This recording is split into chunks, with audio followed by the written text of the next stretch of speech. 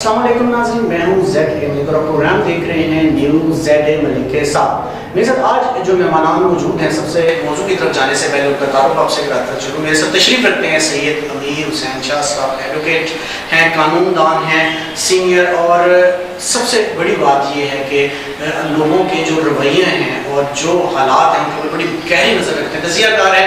उन्हें स्पेशल मौजू किया क्योंकि आज बड़ा ही स्पेशल किस्म का मौजू है हमारा। और साथ तशरीफ़ रखते हैं रफ़ाकत हुसैन साहब, जर्नलिस्ट हैं, साफ़ी हैं, आप अक्सर उन्हें स्क्रीन पर देखते रहते हैं।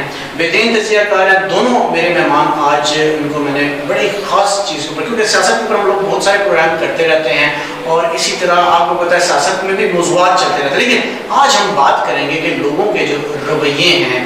बहुत सारी जगह देखा गया कि हम लोग जो सियासतदान होते हैं, आपने जलसों में भी देखा होगा कि जो इमरान खान साहब के जलसे हैं, जो मरीम नवाज साहिबा जो जलसे कर रही होती हैं, यानी मुस्लिम लीग या PTI या पीपल्स पार्टी कर रही होती है या कोई भी और पार्टी कर रही होती है, उसमें होता क्या है कि वो एक दूसरे के ऊपर शदीद तनकीद कर रहे होते हैं।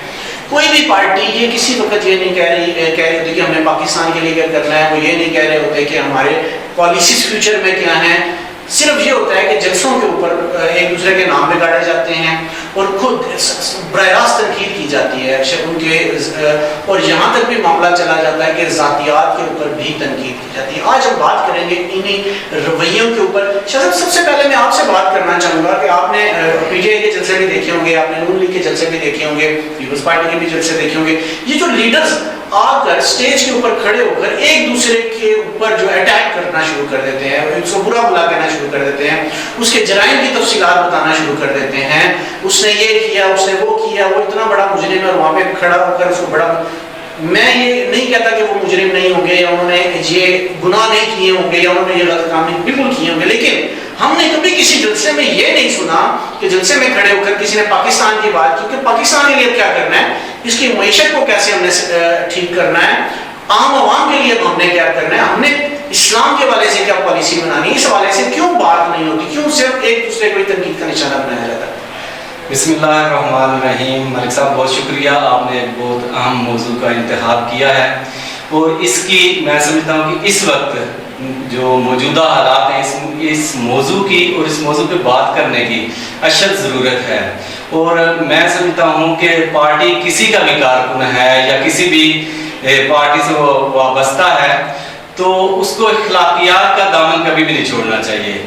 और इसकी पासदारी सबसे जो पहले फराइज में आती है वो है लीडरशिप की।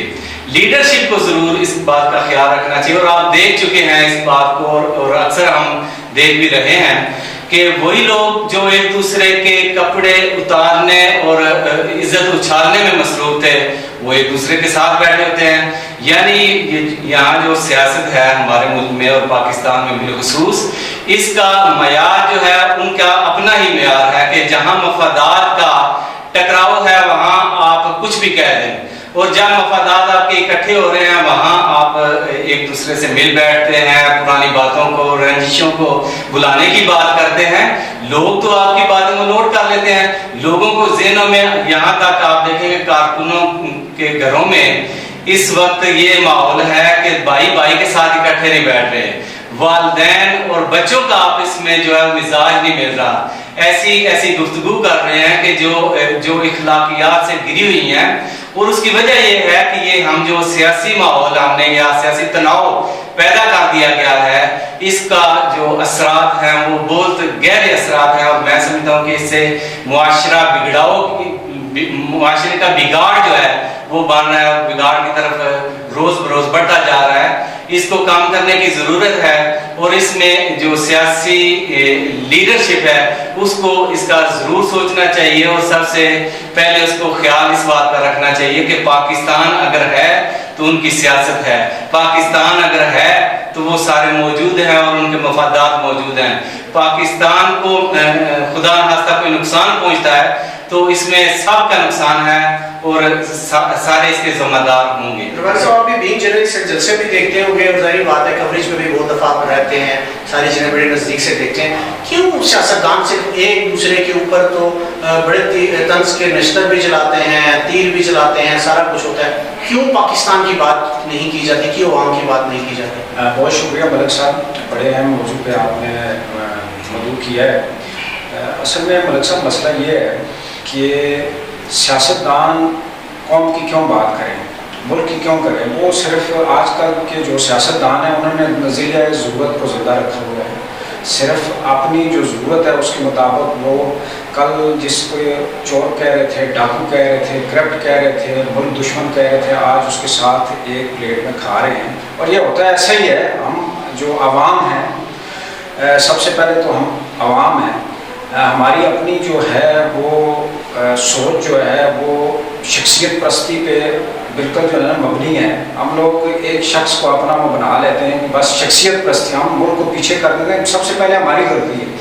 یہ سیاستدان تو شروع سے ہی ایسے ہیں, انہوں نے اپنے نظریہ ضرورت کو زندہ رکھنے کے لیے اسٹیج پہ آ کے ایک دوسرے کو گالیاں دیتے ہیں, گفتگو جو ہے وہ ادب سے گری ہوئی کرتے ہیں. لیکن اس کی وجہ یہ ہے کہ ان کا جو نظریہ ہے وہ تو اپنا ہے.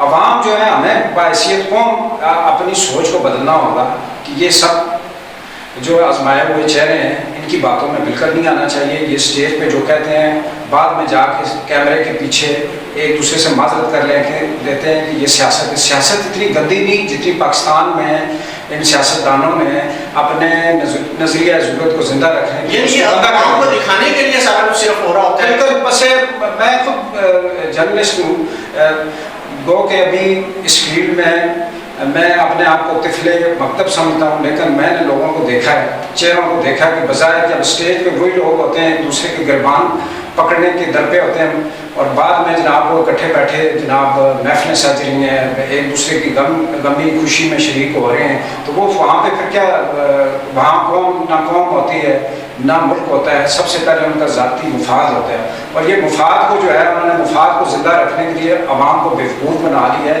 لیکن اب چونکہ نئی نسل جو ہے اس میں ایک مثبت پہلو ہے کہ وہ پہلے مامے چاچے کے کہنے پہ ووٹ دے دیتے تھے, لیکن اب عوام میں ایک شعور آ گیا ہے جو نئی نسل کے گھر میں پارٹیاں بنی ہوئی ہیں, ایک بندہ پیپلز پارٹی کا ہے, ایک تحریک انصاف کا ہے, نون لیگ کا ہے, اس میں ہے. آپ دیکھیں اب جو نئی نسل ہے وہ ایک مثبت سمت کی طرف گامزن ہے, اور مجھے لگتا ہے کہ اب ہم بحیثیت قوم جو ہے نا سوچنا نئی نسل میں جلسوں میں دیکھا ہے کہ جیسے کہ وہ اسٹیج کے اوپر سے باتیں کی جا رہی ہوتی ہیں ایک دوسرے کے خلاف, لیکن ہم نے جو جلسوں میں لوگ شریک ہوتے ہیں ہم نے ان کا بھی رویہ دیکھا. مثال کے طور پہ میں آپ سے کہتا ہوں کہ تحریک انصاف کے جلسوں میں ہم نے دیکھا کہ لوگ اچانک شور مچانا شروع کر دیتے ہیں, بلو رانی بل, یعنی وہ کہہ رہے ہوتے ہیں کہ بلاول کی بات کرو, اسی طرح ڈیزل کرنا شروع کر دیتے, مولانا فضل الرحمان کی بات کرو, اسی طرح وہ جو بات کرنا شروع کر دیتے ہیں. باقی بھی جو بھی ان کے چھیڑیں بنائی گئی ہیں یا ان کے غلط نام رکھے گئے ان کو